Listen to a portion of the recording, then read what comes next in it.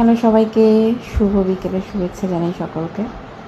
মা বাবা যখন এসেছিল আমার বাড়িতে, তখন মা বাবাকে নিয়ে গেছিলাম গঙ্গা জল নিয়ে আসতে। মা বাবা যখন আসে তখন মা বাবাকে নিয়েই আমি যাই গঙ্গা জল আনতে। আমার বাড়ির কাছ থেকে যদি আমি গঙ্গা যাই, সেটা প্রায় 20-25 মিনিটের রাস্তা। দক্ষিণেশ্বর যাই বা তার আগেও ঘাট আছে। এটা ছিল আড়িয়াদহ ঘাট, এটা দক্ষিণেশ্বরের আগে আড়িয়াদহ ঘাট। তো সেখানে গেছিলাম বাবা, মা, আমি এক ছেলে। আমার পাশের বাড়ি এক দাদা টোটোতে করেই গেছিলাম। তবে অনেকটা ঘুরে যেতে হয়েছিল, কারণ বেলঘরিয়া ব্রিজের পার এটা ছিল না, একটু ঘুরে যেতে হয়েছিল আমাদের। গঙ্গা জল নিয়ে এসেছিলাম অনেকটাই, হিসাব করে দেখলাম 90 লিটার। 90 লিটারের গঙ্গা জল আমার চলবে প্রায় 1.5 বছর। তার মধ্যে 10 লিটার বাবা মা নিয়ে গেছে বাড়িতে। 90 লিটারের মধ্যে 80 লিটার আছে আমার বাড়িতে। বছরে একবার যাই, নিয়ে চলে আসি। তো আমরা গেছি বিকেলের টাইমে, 4টের পরে বেরিয়েছিলাম, 4:30 পরে। আর সেই সময়টা তো খুবই ভালো লাগে জলের কাছে থাকতে।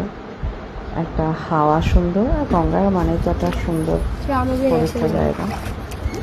খুব সাবধানে থাকতে হয়, কখন জোয়ার আসে তার কোনো ঠিক থাকে না। আর জোয়ারের জল নিয়ে আসতে হয়, ভাটা চললে সেই জল নিতে নেই। তাই জোয়ার চলাকালীন যেতে হয়, জল নিয়ে আসতে হয়। জল নেওয়ার পর মা গঙ্গাকে টাকা নিবেদন করতে হয়, যেটা আমার ছেলে করেছিল।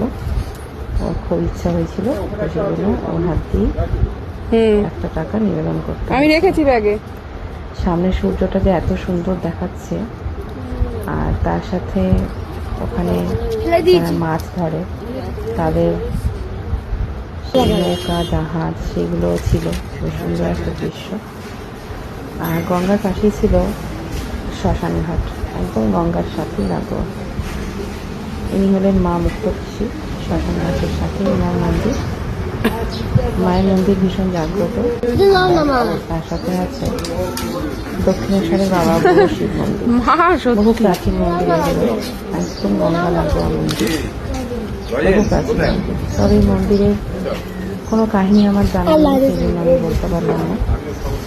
বেশিক্ষণ আমরা ছিলাম না, কারণ ভোটের জন্য বেশিক্ষণ থাকা যাচ্ছিল না ওই জায়গাগুলো। চারিদিকে পুলিশ পাহারা ছিল, যেহেতু গঙ্গার তীর, সেই জন্যে। তো সন্ধ্যা নামতে নামতেই আমরা বাড়ি ফিরে এসেছিলাম। এই যে আড়িয়াদহ ফেরিঘাট, এখান থেকে এপার ওপার হওয়া যায়।